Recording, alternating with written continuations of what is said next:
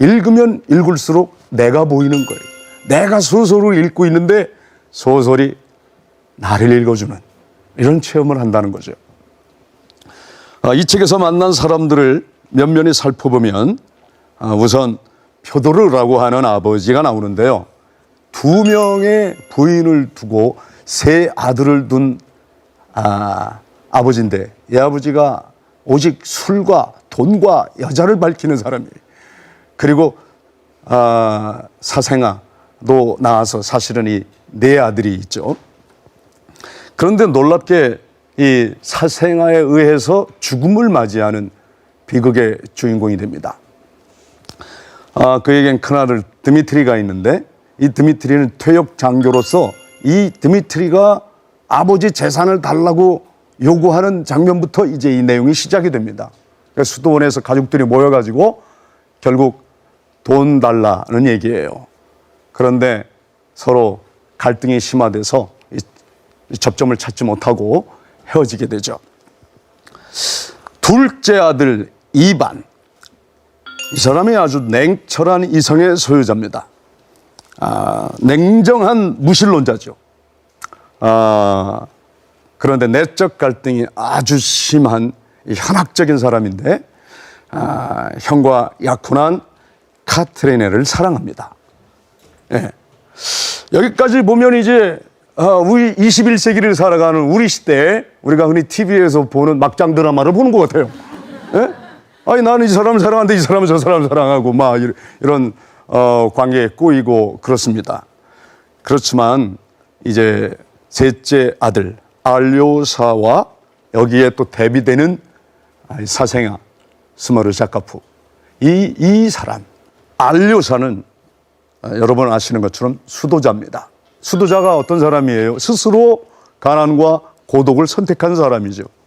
그리고 예수님을 사랑할 뿐만 아니라 그 예수님 닮고 싶어서 자신의 전부를 거기에 건 사람인데 이 스메르 자코프는 정반대에 대비되는 인물입니다. 아주 야비하기 짝이 없고 도저히 쉽게 사랑에 가지 않는 인물이에요.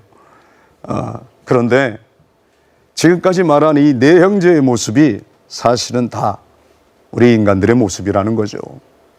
자기 안에 다 있다는 거죠. 오늘날도 21세기도 돈, 섹스, 권력, 이 3가지의 수많은 사람들이 결국 끌려다니잖아요.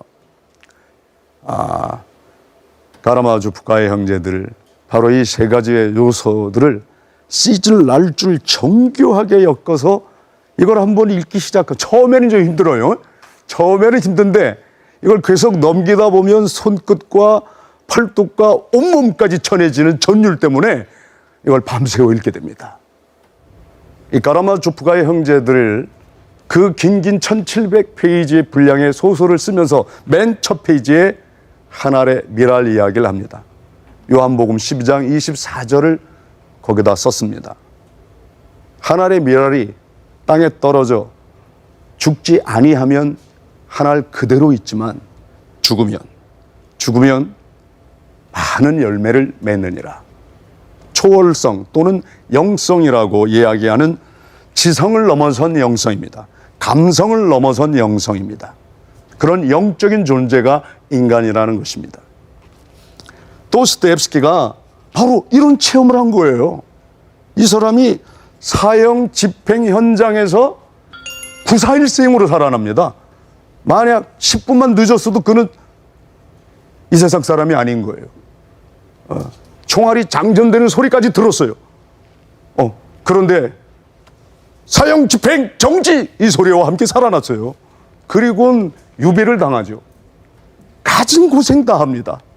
그러면서 그가 그 강제 노동 속에서 묻습니다. 하나님, 당신 살아있습니까?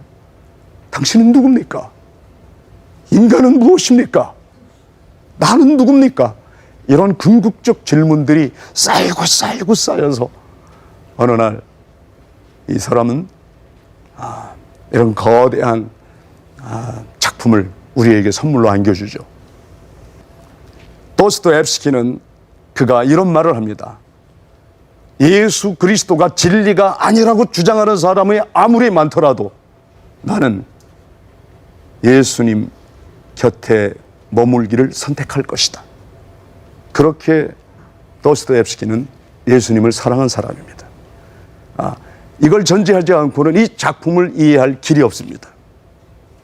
또 그가 당시에 예수님의 사랑을 전파한다 그러면서 교회가 인류 구원을 말하고 저 먼 데 있는 데까지 선교를 얘기하면서 그 교회가 흥청망청할 때가 있었습니다. 당시 제정 러시아 시대에 러시아는 많은 크리스찬들이 있었지만 사회주의 혁명으로 뒤집어지지 않습니까?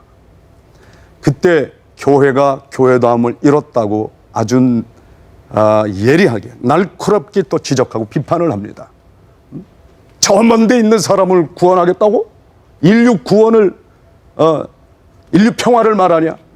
내 집 문 앞에 가난하고 헐벗은 사람부터 가서 그 추워서 떠는 사람에게 내 옷을 주고 내 먹을 양식을 갖다 주라는 거예요. 집이 없어서, 집은커녕 누울 방 한 칸 없어서 울고 있는 사람, 떨고 있는 사람, 이 사람에게 사랑을 실천하는 것. 그래서 도스토옙스키는 아주 분명히 단호히 얘기합니다. 사랑은 입으로 말로 하는 게 아니다. 사회 구원이라는 그런 거대 담론을 이야기하기 전에, 인류 평화를 말하기 전에 한 영혼, 한 사람에게 관심을 가지라고 얘기합니다. 도스토옙스키가 왜 하늘의 미랄 이야기를 했을까요? 예수님도 인간의 마음을 밭으로 비유했습니다. 어떤 사람의 마음은 옥토가 되어서 떨어지는 대로 잘 자라나지만 어떤 사람 마음은 돌짝밭이라서 아무리 씨앗이 떨어져도 자라나지 않는 거예요. 사랑을 입으로 말로만 표현하면 그게 사랑이겠어요? 그 사랑은 결국 온천하보다도 귀하다는 한 영혼, 한 사람에게 now and here, 지금부터 여기부터입니다. 내가 할 수 있는 것부터 하면 되는 거거든요. 종교의 본질에 대해서 이야기하고 싶은 거예요. 교회의 본질에 대해서. 2000년 전 예수 그리스도나 1000년 전 성 프란시스코나 500년 전 종교개혁가 마르틴 루터나 200년 전, 지금부터 정확하게 192년 전 11월 11일 태어난 이 도스토옙스키나 비본질을 버리고 본질을 추구하라는 얘기입니다. 이 추운 겨울에 그 누군가를 위하여 여러분 따뜻한 밥 한 그릇 지어드리는 마음으로 사랑 실천해 보시죠. 감사합니다. 자, 오늘 우리 어느덧 마지막 시간이 되었는데요. 여러분 한번 오늘은 밥퍼 나눔운동본부에서 날마다 밥을 하는데 밥 짓기 전에 하는 고백이 있어요.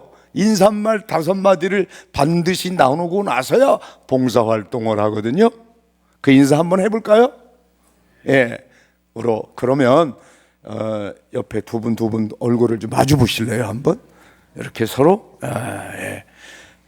얼굴을 보고 인사하는 거예요. 저하고 하는 게 아니라 옆 사람하고 앞 사람 뒷 사람하고 하시는 거예요. 이렇게 인사하겠습니다. 당신의 얼굴을 보니 밥맛이 납니다. 두 번째 인사, 그 말씀 드리니 살맛 나네요. 세 번째 인사, 느낌이 참 좋습니다. 네 번째 인사 요거는 조금 그냥 가만히 바라보고 하는 게 아니라 옆 사람 손을 잡아야 하는데 손 잡기가 좀 껄쩍지근한 사이면 옷소매로도 잡는 신용을 하세요. 제 곁에 계셔서 제가 행복합니다. 다섯 번째는 하이파이브 하시면서 하시는 일마다 열매 맺으시기 바랍니다. 하시는 일마다 열매 맺으시기 바랍니다. 아멘. 특별히 성령의 9가지 열매 조롱조롱 맺는 여러분 되기를 축원합니다. 오늘 우리에게 주신 복음서를 통하여 들려주신 하나님의 음성, 하늘의 미랄에 대한 이야기입니다. 내가 진실로 말하노니로 시작해요. 하늘의 미랄이 땅에 떨어져 죽지 아니하면 하늘 그대로 있고 죽으면 많은 열매를 맺느니라 했습니다. 여러분, 특별히 지금 우리는 사순절을 지내고 있습니다. 이제 다음 주면 성고난 주간이 시작되고요, 곧 이어서 부활절을 맞이하게 되는데, 복음의 핵심 내용이 바로 요한복음 12장 24절 안에 있습니다. 도스토옙스키는요, 러시아 대문호 이렇게 이제 알고 있는데, 일반인들에게 자, 그동안 많은 소설을 읽었겠지만 가장 감명 깊은 소설이 무엇입니까? 물어보면 사람마다 다 다르게 말해요. 사람마다. 그런데 작가들에게, 소설가에게 당신이 지금까지 읽은 소설 중에 가장 큰 감명을 준 소설이 무엇입니까? 하면요, 부동의 1위 도스토옙스키의 가라마조프카의 형제들이에요.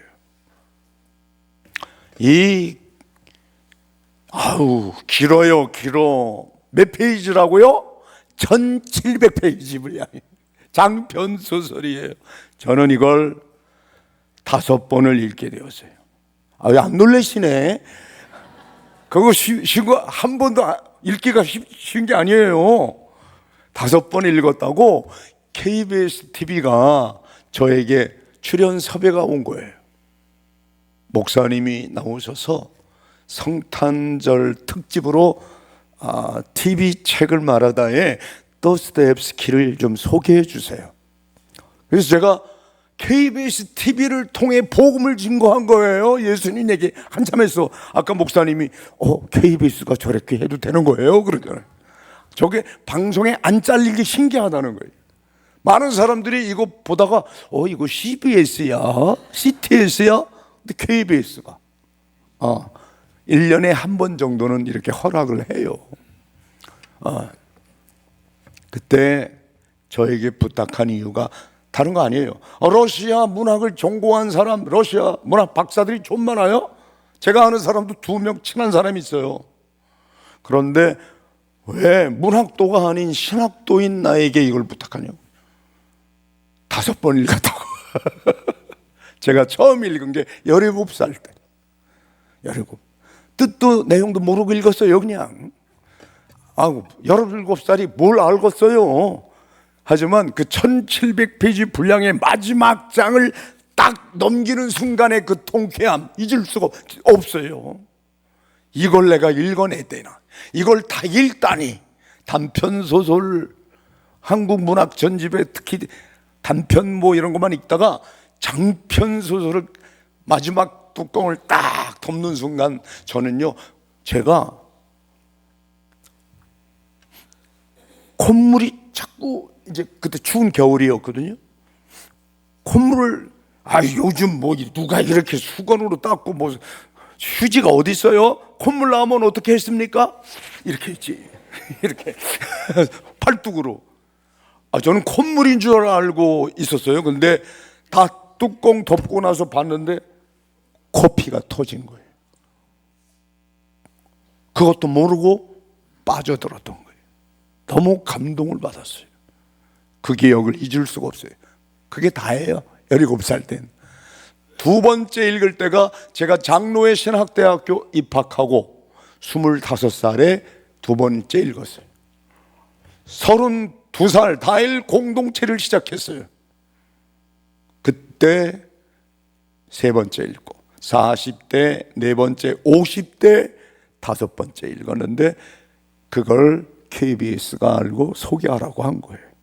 제가 5번째 읽을 때야 요한복음 12장 24절을 맨 첫 챕터, 맨 앞에 썼다는 걸 그제서야 발견했어요. 4번째 읽을 때까지 몰랐어요. 5번째 읽을 때 요한복음 12장 24절 맨 앞에 써놨어.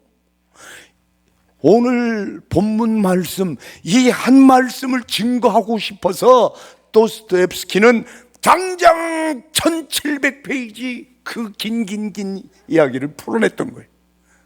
그 사람이 정작 오늘 마지막으로 들려주고 싶은 이야기, 저도 오늘 여러분에게 하고 싶은 마지막 이야기가 하나님의 미랄에 대한 이야기. 죽지 아니하면 아무 열매 맺지 못합니다. 왜 어떤 사람의 인생은 이렇게 많은 열매를 맺고 어떤 사람은 아무 열매 없이 어떤 영향력도 없이 그렇게 영향력 제로의 인간으로 이 땅에서 살다가 그저 가나? 그 차이가 뭡니까? 한 사람은 죽으려고 하질 않았어요. 죽어야 많은 열매를 맺는데 죽을 생각을 하질 않아요. 자기가 여전히 살아서 자기 뜻대로, 자기 생각대로, 자기 주장대로만 살려고 하는 사람 열매 없습니다. 그러나 우리 주님을 본받아 죽음으로 죽음을 이기신 예수님 보세요. 우리 예수님 자신이 잡혀서 죽기 전에 나는 이 세상에 섬김을 받으려 온 것이 아니라 도리어 섬기려 하고 자기 목숨을 대속물로 내어 주기 위하여 오셨다고 어제가 성경 본문 말씀이잖아요. 그죠? 네. 오늘 말씀이 뭐냐? 예수님 말씀이에요. 내가 진실로 진실로 말하노니 하늘의 미랄이 땅에 떨어져 죽지 아니하면 하늘 그대로 있을 뿐이야. 아무 열매 없습니다.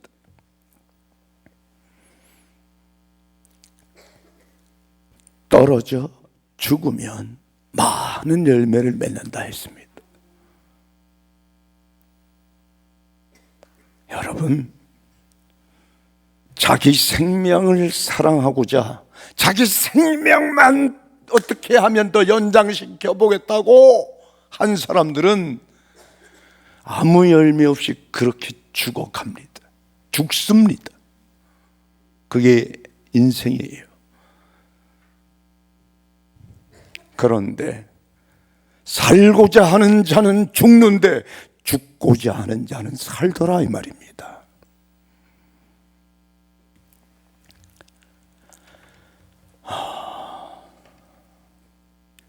모든 인간은 죽습니다. 안 죽는 사람 아무도 없어요. 그러나 죽어도 스스로가 선택해서 결단해서 죽고자 하는 거예요. 우리 주님처럼 죽음으로 죽음을 이기신 예수님, 부활의 첫 열매가 되신 그 예수님, 십자가에 달려 죽음으로 사명을 완수하신 예수님, 사망 권세를 죽음으로 이기신 그 예수님, 오늘 어렵게 얘기 안 하겠어요. 여러분, 있는 그대로 진솔한 저의 모든 실수와 저의 모든 아픔 그대로 여러분에게 고백하고 가려고 해요. 저는 신학교 다닐 때 히브리어도 비록 한때 낙제를 했지만 F학점 맞았지만 다시 재수강해서 이제 히브리어로도 성경을 읽어봤고, 구약 성경을 헬라어로 신학 성경을 읽어봤어요. 특히 신학 성경은 우리가 장로회 신학대학 학부를 나온 우리 박 목사님과 저는요, 헬라어 선택 과목이 아니에요. 필수 과목입니다. 아유, 그냥 헬렐레 하면서 헬라어 했습니다. 독일어도 필수해, 필수. 선택이 아니었어요. 그러니까 독일어로도 읽어보고 영어로도 읽어보고 헬라어로도 읽어봤는데 그때와 닿지 않던 말씀, 제가 도서관에서도 깨닫지 못했던 말씀, 신학교 교실에서도 여러 번 읽었지만 깨닫지 못했는데 청량리 역광장에서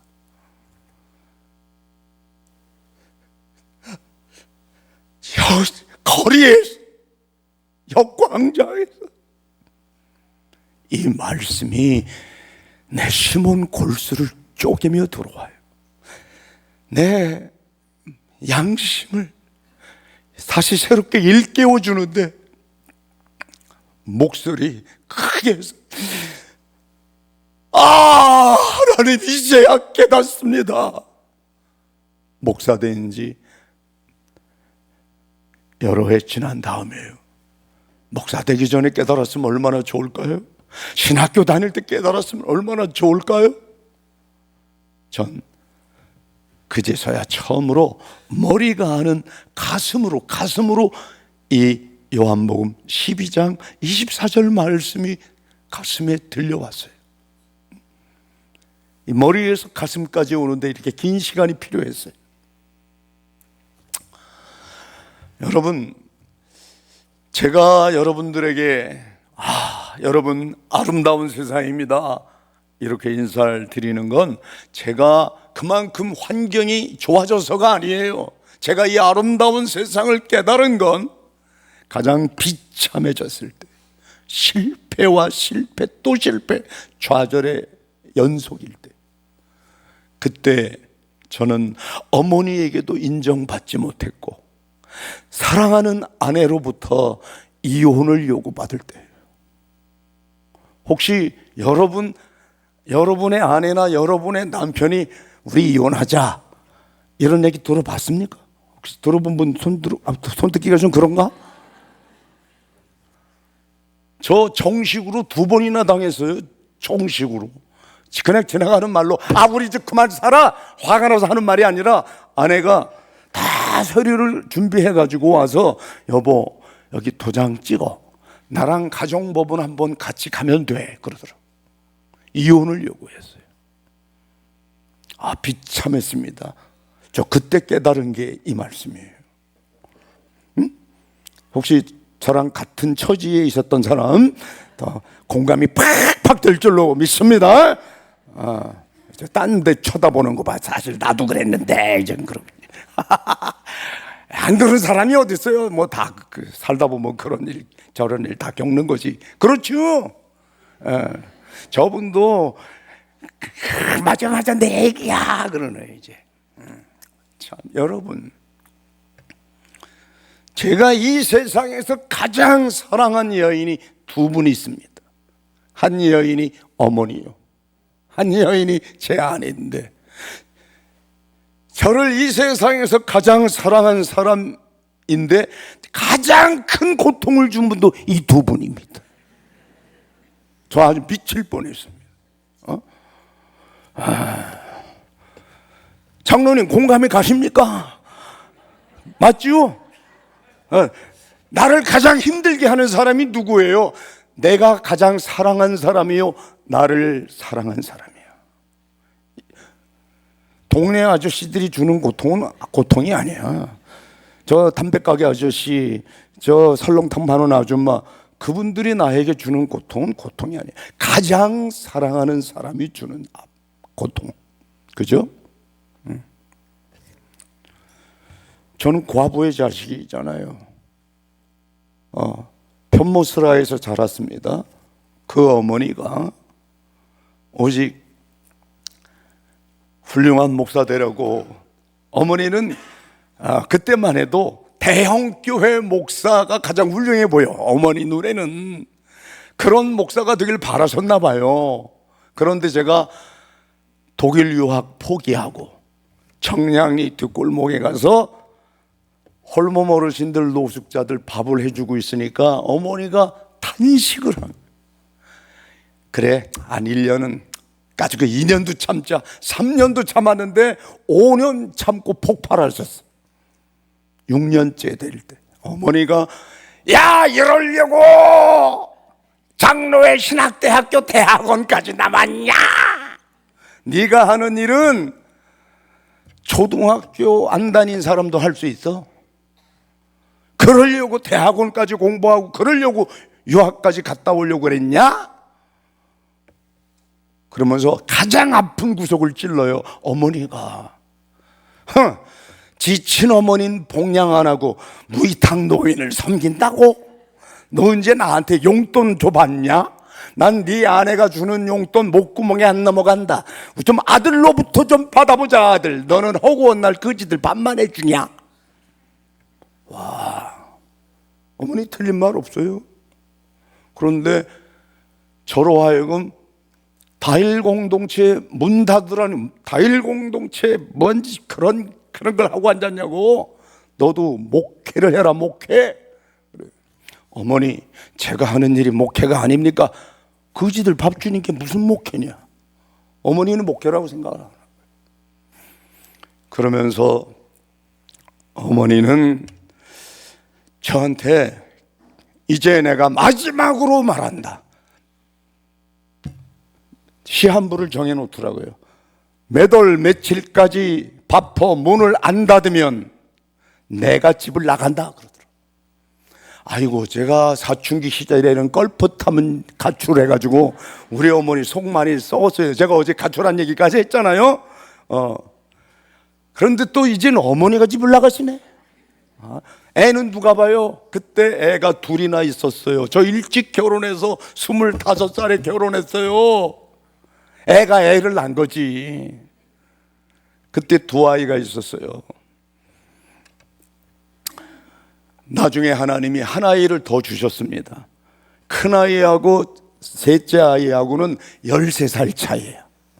둘째하고는 11살 차이고. 우리 박 목사님과 똑같아요. 야, 우린 별게 다 닮았어, 애간. 깜짝 놀랐어요, 오늘 내가. 그래서 내가 오늘 그 셋째 아이, 넷째 아이 만나서 축복해주고 올라왔어요. 정말로 그때 저희 아들과 딸은, 첫 아이와 둘째 아이는 정말 처절하게 살았어요.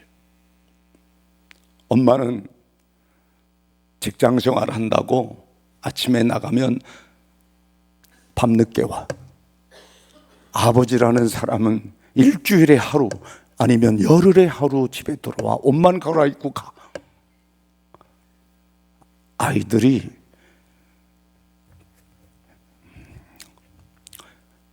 반지하에서 참 비참하게 살았어요. 그러니까 아내가 이혼을 요구하죠. 나 이제 더는 못 참겠다 그러더라. 더는 못 참겠다.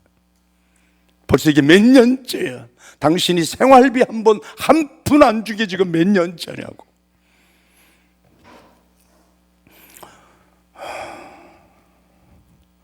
그러면서 어머니가 먼저 집을 나가셨어요.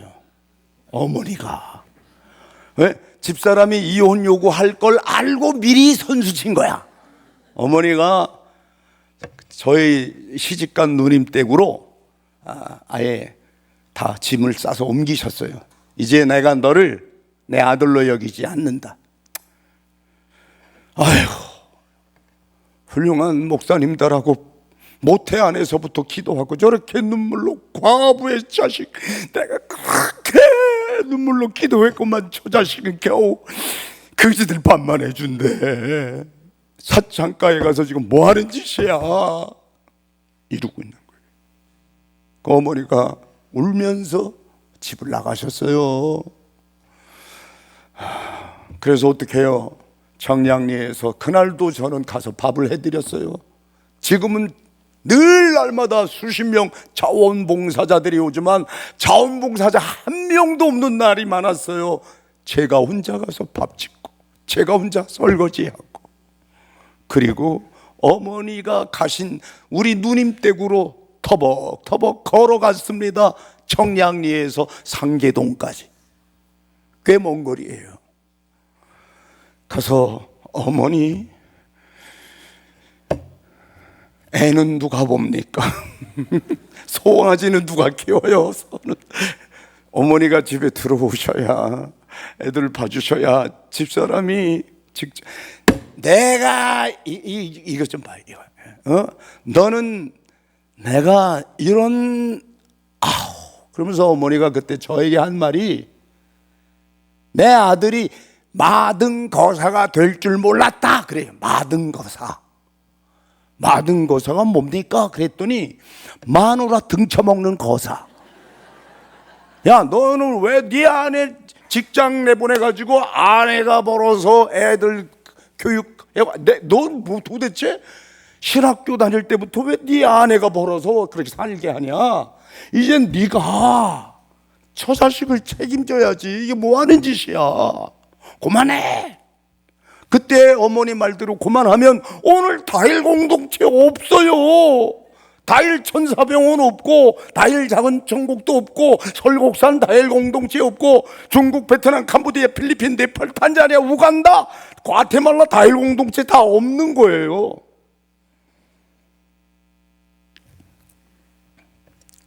여러분, 그러니까 거창고등학교 그 저의 믿음의 아버지라고 하는 원경선 선생님이 이사장으로 계셨었는데 제가 그분 덕분에 거기까지 갔었어요. 거창고등학교는 예수의 예수의 정신을 제대로 가르치는 곳이에요. 거기 직업 선택 10가지 기준에 내 부모가 반대하거든 틀림없다, 그 길로 가라. 주님이 너를 기다리신다. 부모님이 왜 반대합니까? 너 자식 고생하는 거 보기가 딱해서. 부모가 반대하거든, 부모님이 반대하니까 그만둬야지가 아니라 반대할수록 그 길로 가라 이 말이에요. 월급이 적은 쪽을 선택해 가라. 구체적으로 제시합니다. 그게 좁은 길이다, 좁은 문이다. 하늘의 미랄이 되어 땅에 떨어져 죽어가는 삶이다. 그래야만 많은 열매를 맺는다. 여러분 삶에도 많은 열매가 맺기를 원하십니까? 그렇다면 하나를 그대로 잊지 말고 땅에 떨어져 죽는 고통을 각오해야 됩니다. 결단해야 됩니다. 그때 어머니 말씀 들었더라면 저는 다일 공동체 벌써 문 닫았어요. 그때 다 끝났죠. 그래서 어머니 제발 노여움 푸시고 이제 들어가시죠. 저 청량리에서 여기까지 걸어왔습니다. 시끄러! 넌 이제 더 이상 내 아들 아니야.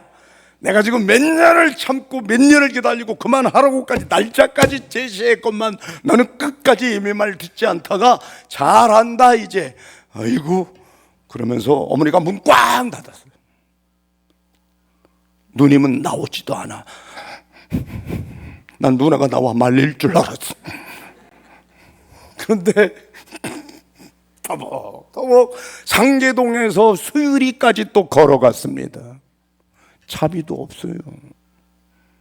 제가 걷기 좋아서 걸어간 게 아니라 차비도 없었습니다. 돈 한 푼 없고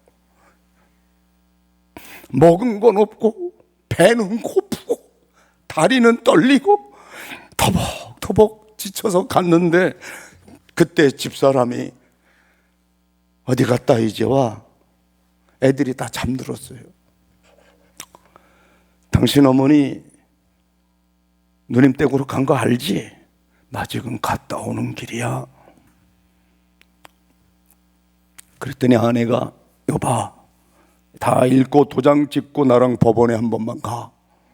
이게 뭔데? 봤더니 이혼 합의세예요. 여러분, 이거 당해본 사람만 합니다.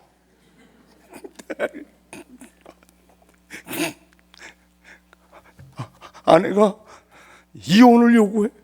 기가 막혀서 내가 뭘 잘못했냐, 내가 술을 처먹었냐, 뭐 밖에 외도를 했냐, 내가 도박을 했냐, 도대체 뭘 잘못했다고 지금 나한테 이혼하자는 거야. 애들은 어떡하고? 애들은 그랬더니 애들에게 다 물어봤대요. 야 애들아, 너희들 아빠가 집에 안 와도 뭐 괜찮지, 불편하지 않지? 그랬더니 또 애들이 그렇다고 그러더래. 뭐 어쩌다가 일주일에 한 번, 열흘에 한 번 들어오는 아빠인데 뭐. 아이고. 그러면서 여보, 당신 일주일에 이제 다음 주에 오면 이 집에 아무도 없어. 나는 두 애들 데리고 대전으로 이사를 가. 대전에 이미 교사 자리 다 알아놨대.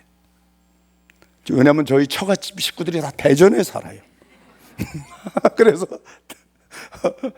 이분이 충청도 여자예요. 전라남도 하고 전라북도하고 충청도하고 경계선인 충청남도 논산군 양촌면 남산리에 살았어요. 철을 사랑하면 처갓집 번지도 외워요. 내가 거기를 향해 내가 몇 번 거기도 찾아가고 그랬었으니까. 근데 이분 처갓집 식구들이 거기 태어나기 전부 논산에서 태어났는데 살기는 전부 대전에 살더라고. 이분도 대전으로 이미 자리를 다 잡은 거예요. 다음 주 와봐야 여기 이 집에 나도 없고 애들도 없어. 그런 줄 알아? 제가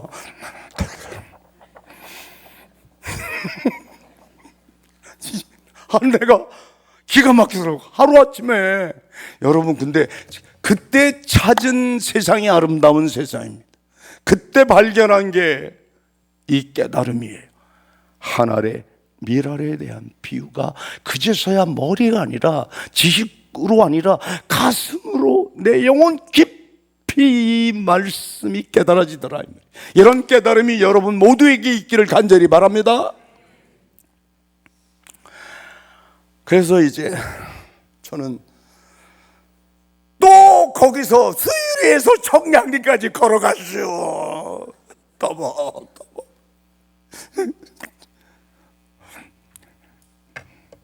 날밤 샜죠.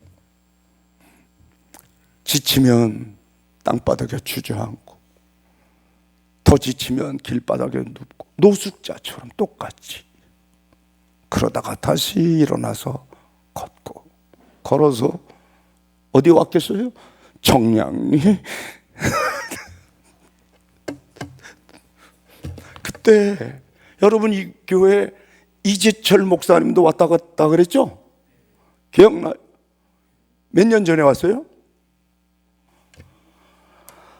그분이 저 1년 선배예요. 1년 선배. 신학대학원 1년 선배. 같이 공부했어. 그런데 그분이 주님의 교회를 개척할 때, 저는 이제 다일 공동체 교회를 했는데 자체 예배당 없이 그분은 정신여자고등학교 강당을 예배당으로 사용하고, 저는 대광고등학교 예배당을 강당을 예배당으로 사용하고, 그런 인연이 있어요. 근데 그 대광고등학교 가기 전에 청량리 로타리 4층 가건물에 등기 번호가 없어. 그러니까 싸게 줬죠. 1,000만 원에 20만 원짜리 사글세를 얻어줬어요. 여기서 예배 드리라고. 어떻게 588 사창가 한복판에 누가 애들을 데리고 가겠냐고. 젊은 애들이 또 겁나서 어떻게 가겠냐고. 그래서 보증금 1,000만 원을 만들어줬어요. 누가? 이재철 목사님이. 바로 그 예배당 앞에까지 내가 터벅터벅 걸어 수유리에서 청량리까지 그 길 아세요? 꽤 멀어요. 그죠? 살아봤죠? 저는 지금 1박 2일을 청량리에서 상계동, 상계동에서 수유리, 수유리에서 청량리. 성지 순례로 한번 가볼까? 그때 깨달은 게 이 말씀. 쓰러지게 생겼어요, 지금. 근데 세상에 이제 막 새벽 여명이 트면서 이제 밝아오기 직전인데, 건물 입구에 노숙자 한 사람이 누워 있는데 똥을 쌌어. 똥도 설사 똥을 싸가지고 줄줄줄 흘러내려. 입구에서. 그래서 어떻게 해요? 똥을 치웠죠. 하나님, 해도 너무하는 거 아닙니까? 저 여기 온 지 6년 지났어요. 6년 동안 이런 일만 해야 됩니까? 똥 싼 놈 똥 치워주는 게 제가 할 일입니까? 아이고, 내가 참 기가 막혀서 이 마음이 들어야 안 들어요? 어머니는 집 나갔지, 아내는 이혼하자 그러지. 그러니 하나님께 내가 뭘 잘못했습니까? 왜 이러십니까, 하나님? 이걸 또 내가 치워야 됩니까? 그리고 치웠어요. 나는 이제 우리 예배당에 올라가서 한잠 자고 뭐 이제 새롭게 시작하려고. 예배당이 4층 옥상이고 가건물이에요. 여름엔 너무너무 덥고 겨울엔 너무 추워요. 가건물이니까 그냥 송판대기로 이렇게 한 거니까. 야, 2층에 올라가니까 2층에 또 토한 사람이 누워있어. 자기 배에다가 얼마나 많은 음식을 먹고 토했는지 2바켓스는 되겠어요. 1바켓스가 아니야, 2바켓스 분량을 자기 배 위에 토해놓고 쓰러져 있어요. 아니, 지난밤에 뭘 그렇게 많이 처먹어가지고 한 사람은 설사하고 한 사람은 토하고 난리야 그냥. 아이고, 내가 참. 그런데 이걸 안 치우면 빌딩 주인이 내 목을 잡고 흔들어요. 방패 나가! 누가 거지들 여기다가 잠을 재우라 그랬냐고. 너 교회 한다 그래서 내가 빌려줬는데 교회는 무슨 일주일에 한 번만 예배드리고 매일 거지 새끼들만 와가서 잠을 자고 나가라고 그런다고. 그래서 또 토한 거 그거, 여러분 아래로 싼 건 향기예요.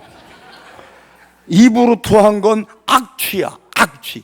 막 내장이 흔들립니다. 내가 토하게 생겼어. 그걸 참아가며 아래에 똥 치우고 1층에서 2층 토한 거 치우고 3층 올라가니까 이번엔 뭐야 또 뭘 것 같아요? 내가 3층에서 버들버들 떨어서 기가 막혀서 피 흘린 놈들이 2명이 소주병 깨가지고 그어가지고 찢어져서 그 피가 옷을 적시고 계단을 적셨어. 여러분, 피를 보면 사람이 떨려요. 아이고, 너무 실감나서 그러는 거지 지금. 여러분, 여기 손을 베서 갑자기 피가 뚝뚝 떨어지거나 머리통에서 특히 머리가 다치면 피가 솟아요. 금방 온몸이 피에 젖잖아요. 이 머리통이 깨져가지고 그 사람들 피가 얼마나, 그거 보고 막 떨리는 거예요. 하나님, 1층엔 똥 싼 놈, 2층엔 토한 놈, 3층엔 피 흘린 놈들 2사람이 이런 꼴만 보여주십니까? 또 4층 뭐가 기다릴지 궁금합니다. 이제 4층이 우리 예배당이니까. 근데 예배당 문을 열 게 없어요. 문 쪽이 쪼개져 버렸어. 없어져 버렸어. 이 사람들이 집단 패싸움을 싸워가지고, 여러분, 15명이 패싸움을 벌여가지고 2사람은 끝내 화해가 되지 않아서 계단에서 찍은 거예요. 그리고 13명은 예배당에서 뻗어 있어요. 술을 얼마나 많이 먹었는지. 패싸움을 해놓고 소주병을 한 박스를 먹은 것 같아요. 그 다 얻어온 거예요. 어디서? 성바오로 병원 영안실에 가서 술 달라고 조르면 다 줘. 이 사람들이 그걸 밤새 먹고 그러고 자빠져 있는데, 십자가도 무기를 써서 부러져 버렸어. 그래도 그때요, 우리 풍금이 있었어요. 풍금. 인도네시아 선교사라고 한 내 친구, 이규대 선교사라고, 그 친구가 부인이 교사였어요. 우리 와서 어떻게 교회에 풍금도 없냐 이러고 풍금 갖다 놨다고. 풍금도 쪼개졌어. 성한 게 하나도 없어요. 그때 제가 하나님께 울부짖으며, 하나님, 이제 그만하십시오. 됐습니다. 저는 실패자입니다. 저는 잘못했습니다. 제가 한 것 다 하나님이 원하는 일이 아니라는 걸 내가 이제 시인할 수밖에 없습니다. 난 하나님이 원하시는 줄 알고 여기까지 왔습니다. 그런데 이렇게 어머니가 반대요. 사랑하는 아내가 그만하라고. 거기까지 우리 아들놈도 나를 가슴 아프게 하더라고. 아들도 그때 7살이에요. 걔가 이 자식이 내 등 뒤에 와가지고 백허그를 하는 건 좋았어. 뒤에서 꼭 나를 끌어안더니요, 아빠 나 창피해 죽겠어. 뭐가 창피한데? 동네 아줌마들이 아빠 진짜 목사 맞냐? 무슨 목사가 예배당도 없이 그지들 밥만 해주네. 아빠 장로회 신학대학교 졸업했다고 말해도 안 믿어. 아빠 목사 안수 받을 때 나 같이 엄마랑 가서 봤는데 안 믿어.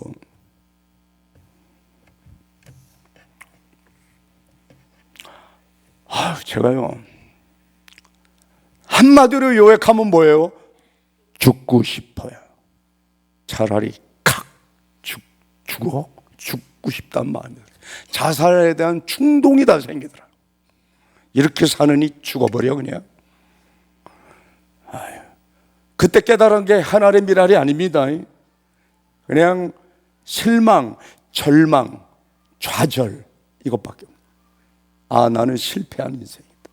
그래서 제가 저 담당 청량리 경찰서 형사가 있다 그랬죠? 저는 한 달에 한 번 그분을 만나야 돼요.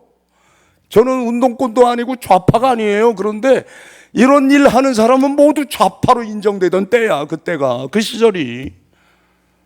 그래서 그분이 나를 찾아오면 된 건데 안 찾아오면 내가 찾아가게 돼 있어요. 약속을 그렇게 했어. 내가 가겠습니다. 그래서 그날 갔어요. 저 담당 형사에게 저 오늘 떠납니다 그랬어. 그랬더니 잘 생각했어.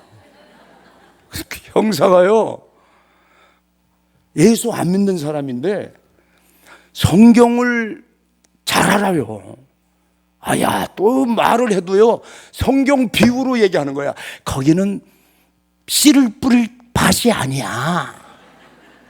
거긴 돌짝밭이야. 이 사람아, 이왕 씨씨를 뿌리면 옥토에 뿌려야지.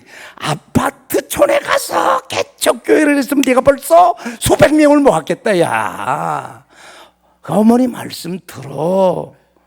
어머니 말씀대로 자네 어머니 전도사님이었잖아. 다 알아.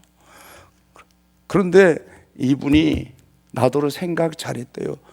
그래, 어느 교회 가기로 했나? 그러더라고요. 갈 교회 정하지 않았어. 한국을 떠나야 될 것 같습니다. 어머니 가출하시고 아내는 이혼하세요. 그랬더니 진작에 그만뒀어야지 그러는 거예요. 아이고, 내가 그래서 그 형사한테 아저씨 뒷수습 부탁합니다. 가보세요. 장난이 아닙니다. 거기 보증금 1,000만 원 1년 선배 이재철 목사님이 모아서 주신 보증금이에요. 제 거 아니에요. 하나님의 거예요. 하나님의 것은 누가 써도 좋도록 돼 있어요. 그러니 이 보증금 가난한 사람, 아저씨가 병든 사람, 꼭 이 돈이 필요한 사람 나눠주세요. 뒷수습 부탁합니다. 거기에 있는 볼펜 한 자루, 자, 제 거 아닙니다. 저는 오늘로 떠납니다. 그래, 생각 잘했어. 떠나. 나 자네가 목회하는 거 보고 싶어. 자네가 교회 이제 제대로 하면 나도 한번 찾아가 볼게. 그러더라. 저는 또 청량리 경찰서에서 토목토목 나왔어요. 정처 없는 이 발길. 오늘도 걷는다마는 정처 없는 이 발길. 그 신세가 된 거예요. 어디로 가야 될지 모르겠어요. 그래도 내가 여기 6년 동안 그래도 내가 여기 4대 교구라고 내가 불렀어요. 1교구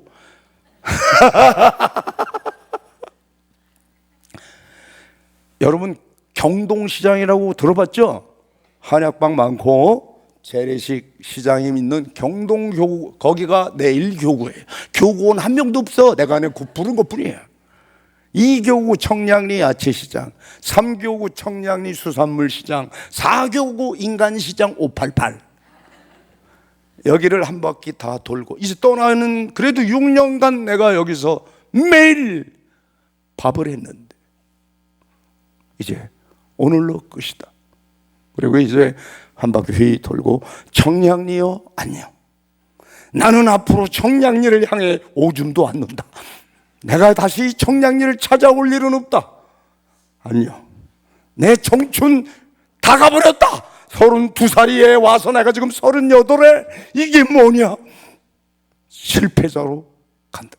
나의 처녀 목회, 나의 빈민 선교는 깨끗이 실패로 인정하고 오늘 청량리 떠나리라. 이러고 청량역으로 간 거예요.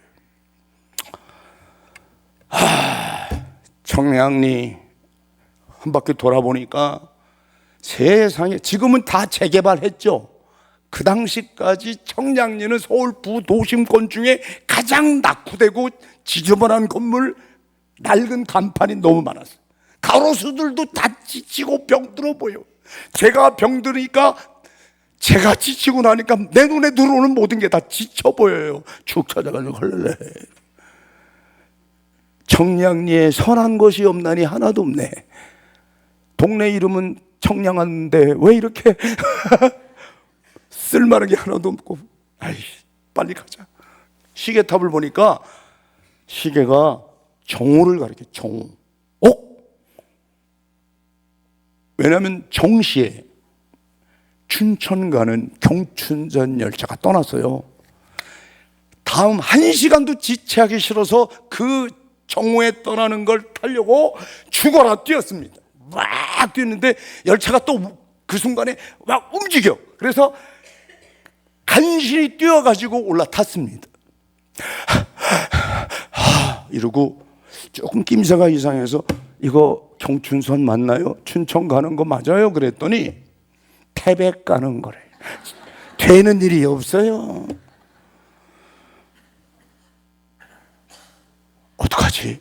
그런데 저쪽에서 검표연 아저씨가 오는 겁니다. 검표연이. 아유 참말로. 검표연이 와가지고 어디 가십니까?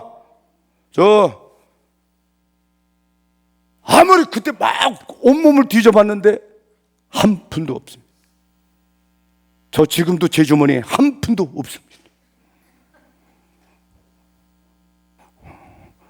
그럼 어떻게 갈 거냐고? 저 뒤에 따라같이 온 형제가 이제 알아서 해줄 겁니다. 한 푼도 없이 지내는 걸 저 형제가 너무 잘 알아요.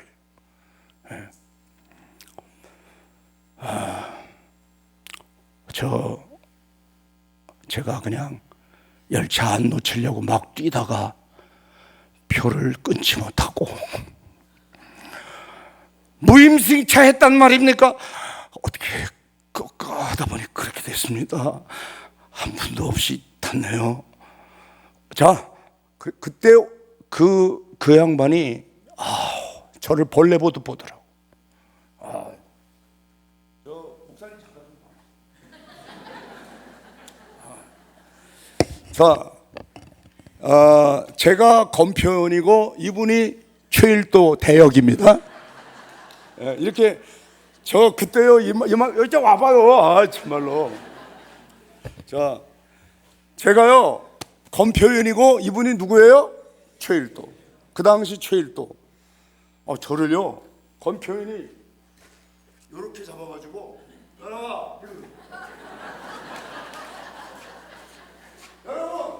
이렇게 멀쩡하게 생겨가지고 무임승차하면 되겠습니까? 저 이렇게 끌려다녔거든요. 두 칸을, 이 칸 저 칸을. 그때 제 마음이 어땠을지 한번 미루어 짐작컨대 제 마음이 어땠을 것 같습니까? 한마디로 표현해봐요. 비참하죠. 그 정도가 아니고 아까 얘기했잖아. 죽을 것 같아. 죽고 싶다. 이 공감이 가십니까? 이해가 가시죠? 목사 입에서 죽고 싶어가 나왔어요. 정말이야. 그 정도로 사람이 극단적 선택을 하는 마음이 이해가 가는 거예요. 차라리 그때 열차가 쨍 스치면 제가 또 머리통이 크잖아요. 달려오는 열차의 머리를 갖다 박고 싶더라고. 이 순간을 잊어버리고 싶어. 너무 비참해지고 너무 괴롭고 이런 마음이 들었다는 거예요. 그래서 심지어 죽고 싶다고 말하는 사람, 우울증 환자, 잠 못 자는 불면증 환자 마음을 전 잘 알아요. 그때 다 경험해 봤어요.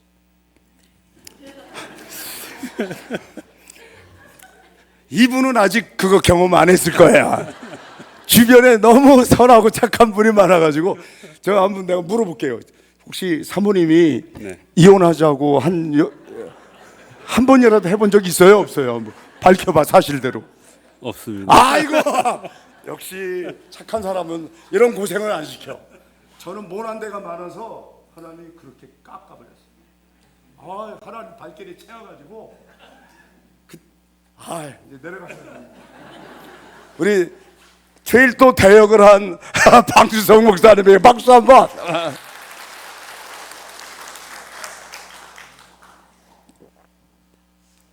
제가 어디 교회 가서 집회하면서 이렇게 해본 건요, 저분이 학부 후배기 때문에 가능한 거예요. 이게 다른 게서 못 해봤어요. 그 은혜가 되죠. 현장감이 팍팍 오죠. 제가 얼마든지 고상하고 아름답게 여러분 강단 용어로만 말할 수 있지만 현장 용어 할까요? 강단 용어로 할까요? 현장을 좋아하는구만. 그래가지고 그때 승무원이 나를 등 뒤에서 떠밀었어. 내려! 그래서 떨어진 데가 경기도 용문역이에요. 용문. 저희 다일 공동체 삶의 자리가 가평군 설악면 설곡리에 있다 그랬잖아요. 그 우리 설곡산 다일 공동체에서 이렇게 마주 보면 바로 건너편에 용문산 정상이 보여. 항상 그때가 생각나는 거예요. 늘 그거 기억하라고 거기다가 우리 다일 공동체 삶의 자리를 정해주신 것 같아요. 용문역에서 용문사절, 천년 오래된 절이 있잖아요. 그 길로 해서 등산로가 쫙 올라가는 길이 있는데 용문사에서 다시 한 시간 반, 2시간쯤 올라가면 넓적바위라고 있어요. 우리 이 예배당 절반만한 바위가 떡시루처럼 일자로 잘렸어. 마당바위라고 불러요. 그 바위에 가서 엎어져서 사흘 밤낮을 울고 하나님, 목사가 자살은 할 수 없고 여기서 기도하다가 가게 해주세요. 사흘 밤낮을 눈탱이가 밤탱이처럼 하도 눈물을 많이 흘려서 쓰라리더라. 눈을 못 뜨겠어요. 그래서 내가 그때는 무더운 여름날이었습니다. 낮에는 지글지글 태양에 찌고 밤엔 이불 한 장 깔 거 없으니까 또 산속이니까 여름인데 덜덜덜 떨려요. 그렇게 사흘 지났을 때 나흘째 아침이 됐는데 사흘을 보낸 거예요.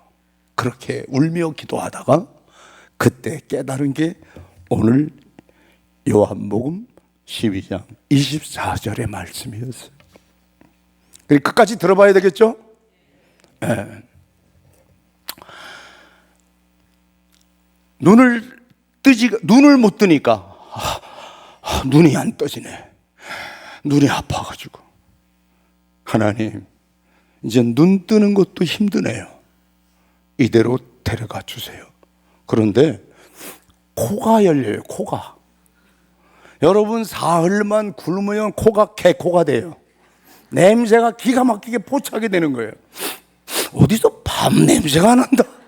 누가 이 근처에서 밥하는 밥 냄새가 나요. 뜸 들이는 냄새가. 이 근처에서 나는 냄새다 싶어서 그때부터 막 찾아다니니까 진짜 계곡 바로 옆에 물 콸콸콸 쏟아지는 그 옆에 상추까지 심어놨어요. 한여름을 거기서 날려고.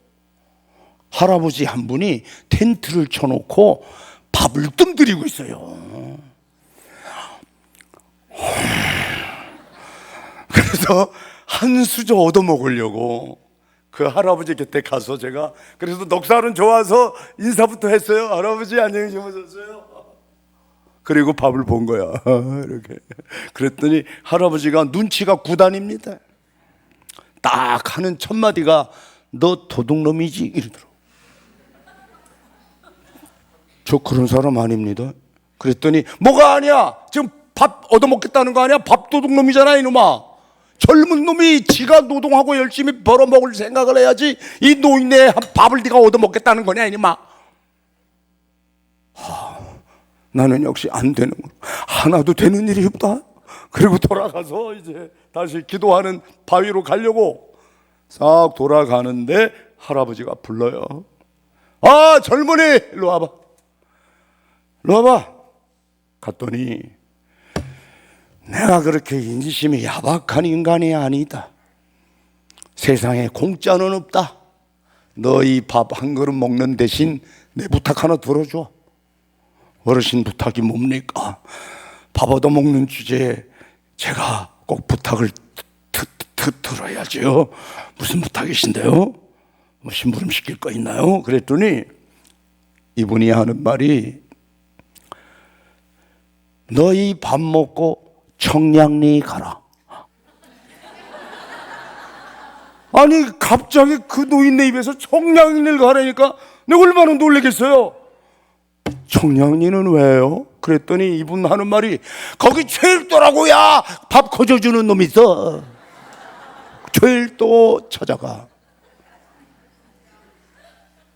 할아버지 최일도 목사 만난 일이 있나요? 알아요? 그랬더니 내가 한번 청량리 내가 직접 갔었어. 사람들 줄 서 있길래 물어봤지 이거 무슨 줄이냐 물었더니 최일도 목사가 배고픈 사람 밥 주는 줄이래. 그래서 내가 거기 기다렸어. 그때 만났나요? 기다리다 그냥 왔다. 왜 그냥 왔어요? 야 내가 밥 먹고 가면 평상시 늘 와서 먹던 한 사람 못 먹을 거 아니냐. 그때는 200그릇 뜻 300그릇 뜻 끝나요. 나중에 오는 사람 못 먹어요. 이분이 기다리다가 나중에 늦게 오는 사람은 못 먹을 거 아니냐. 그래서 나는 그날도 내가 와서 내 손으로 해 먹었다 이놈아. 그 할아버지 말씀이 세상에 최일도에게 최일도를 찾아가라고. 그때 제가 어떻게 됐겠어요? 머리카락이 일자로 솟고 닭살이 돋고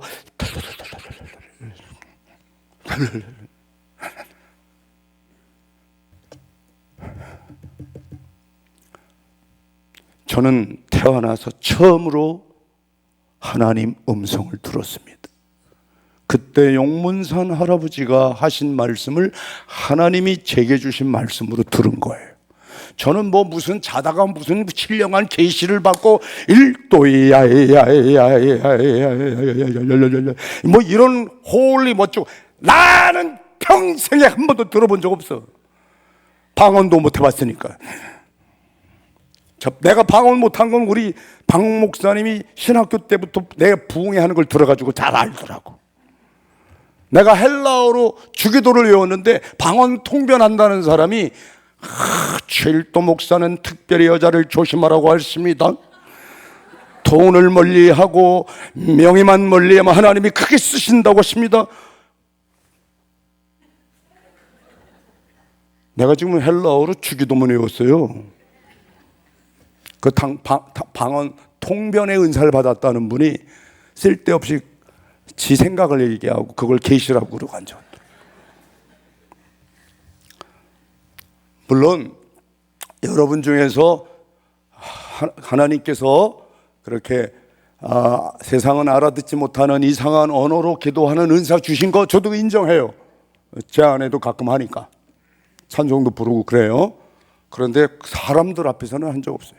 하나님 앞에서 은밀하게 하는 거예요. 저는 그게 하나님 음성으로 들렸어요. 지금도 내가 가장 이 세상 태어나서 확실하게 들은 하나님 음성은 하나님이 저 용문산 할아버지에게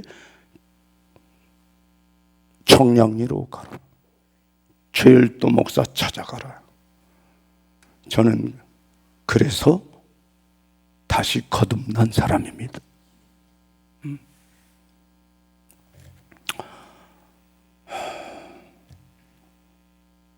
두 번째 하나님 음성을 들었습니다. 용문역 역 직원에게 들었습니다. 표가 없잖아. 돈이 없잖아. 그래서 그 표 파는 분에게 엎드려서 저 청량리까지 가는 표 하나 주세요. 죄송해요. 한 푼도 없어요. 그랬더니 그러죠 뭐 그렇게 쭉 주는 거예요. 그런데 이분이 갑자기 혹시 그런데 그 청량리역 근처에서 그 어려운 분들에게 무료로 밥 주는 목사님 아니십니까? 이러는 거야. 제가 그때 TV 딱 2번 나왔어요. 2번. 그런데도 기억을 해요. 그 후로 수백 번 수천 번을 나왔으니 이 상판대기를 기억하는 사람이 꽤 있잖아요. 그죠? 그때 나를 알아보는 사람이 있을 거라고 상상도 못했어요. 역 직원이. 맞죠? 그래서 할 수 없이 이러고 이제 나는 서러움의 벽을 바라보고 울고 있었어요. 용문역 대합실에서. 그런데 그분이 표만 주는 게 아니라 사이다, 김밥을 사가지고 제가 그래서 오늘 박 목사님에게 저 김밥 좀 먹여주세요 그랬는데 이분이 제 부탁을 안 들어줬어. 내가 김밥 남겨가지고 오늘 지금 김밥 이거요 이거 얘기하려고 그랬는데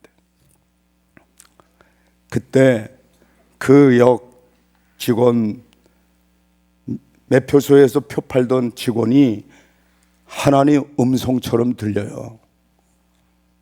그때 그분이 내 손을 꼭 잡더니 아니 근데 TV에서 봤을 땐 꽤 핸섬했는데 어떻게 이렇게 됐을까? 그러더라고. 완전 노숙자 스타일. 사흘만 내가 면도 안 하면 노숙자예요. 그냥 얼굴도 시커먼 놈이 나흘간 땡볕 그냥 했더니 그냥 완전히 새카맣게 져가지고 예 그런 소리도 들려요.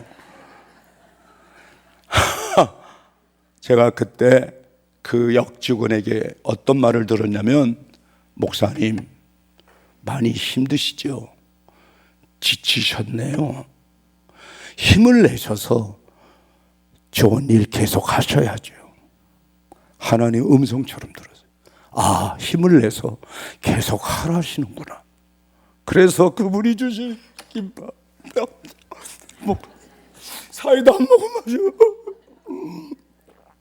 계속 하래. 그걸 하나님 음성으로 들은 거예요.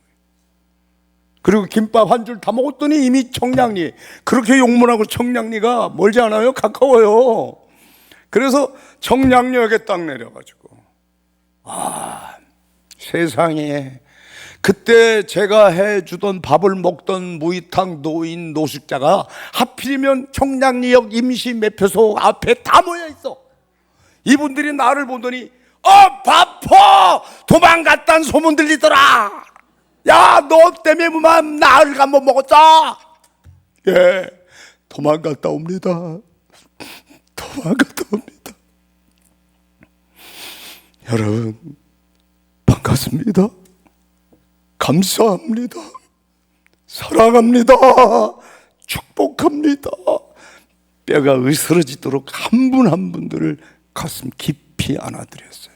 야야야야 허리 부러질라 놔라 그러는데 끌어안고 나 이제 다시는 도망가지 않을 것. 청량리 바퍼는 저의 사명 실현지입니다. 이제 저는 누가 나가라고 해도 안 나갑니다. 몽둥이로 때려도 목에 칼을 대도 죽인다 위협을 해도 여기서 죽겠습니다. 하늘의 미랄이 되어서 땅에 떨어져 죽으면 많은 열매를 맺는데 하늘 그대로 있으면 아무 열매 없다는 걸 이제야 깨닫습니다. 이제. 그리고 한 분 한 분 다 안아드리고 정량리 역광장에서 내가 분명히 여기 떠날 때 가로수들이 다 지치고 병들어 보여서 쭉 쳐졌는데 내가 변하고 나니까 나무들도 양팔을 벌리고 나를 맞이해주고 춤을 춰요. 그때 바람이 불었는데 바람에 나뭇가지가 흔들리면서 춤을 추는 거야. 일도야 잘 왔다 환영한다 반갑다. 그래서 저도 두 팔 벌리고 그때 얼마나 하나님 그 광명한 빛이 쏟아지는 것 같이 느껴지는지 내 영혼에 햇빛 비치는 것 같지. 아름다운 세상입니다. 아름다운 세상입니다. 내 영혼이 은총을 입고 중한 죄짐 벗고 나니까 내 마음속의 모든 열등감, 좌절감, 절망감 이런 거 다 내려놓고 다시 청량리 와보니까 청량리야말로 하늘나라입니다. 주 예수와 동행하니 그 어디나 하늘나라. 할렐루야! 할렐루야! 그러면서 그 찬송이 내 영혼의 찬송. 장례식장에서 반드시 그 찬송 불러달라고 우리 공동체 가족들에게 부탁을 했어요. 내 영혼이 은총 입어 중한 죄짐 벗고 보니 슬픔 많은 청량리도 슬픔 많은 이 현장도 천국으로 화하더라 이 말입니다. 아멘. 여러분 마음만 지키면 됩니다. 여러분 신앙 양심만 지키십시오. 그 어딜 가나 주 예수와 동행해야 하늘나라가 펼쳐집니다. 그런데 주님은 온데간데 없이 자기가 주인 노릇하고 자기 주장대로 자기 신념대로 살면 하나의 열매도 맺지 못합니다. 그러나 나를 죽이고 땅에 떨어져 죽으면 죽어야만 열매를 맺습니다. 그 이야기를 도스토옙스키는 1700페이지 분량을 거쳐 긴 장편 소설로 썼는데 한마디로 말하면 요한복음 12장 24절이라고 기록했더라 이 말입니다. 여러분 성경 말씀 복음 중에 복음이 요한복음 3장 16절입니다. 하나님이 세상을 어떻게? 미워하사 심판하사 사랑하사 세상을 사랑하셔서 독생 성자 예수 그리스도를 보내주셔서 우리를 영생을 얻게 하셨습니다.